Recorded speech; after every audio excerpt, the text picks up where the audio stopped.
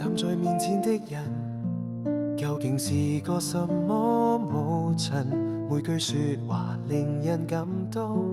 難以理解，說情自己像個偉人，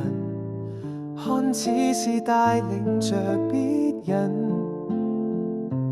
走進迷茫裏黑暗，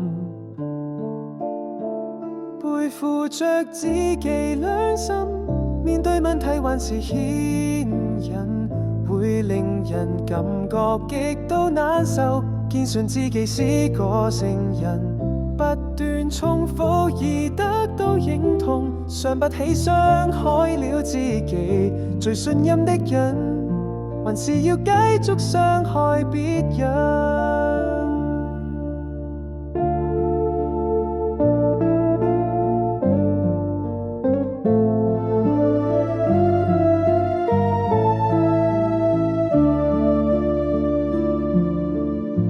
站在面前的人，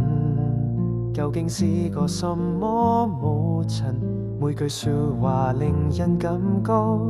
難以理解，說成自己像個偉人，看似是帶領着別人走進迷茫裏很陰，背負着自己良心，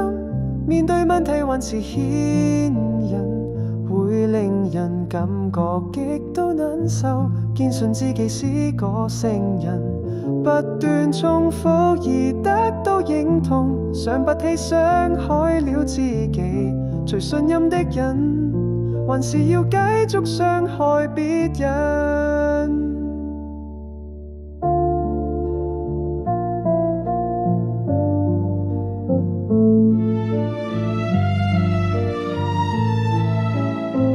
孩子最痛心的，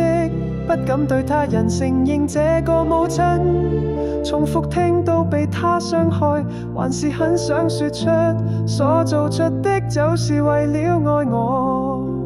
家。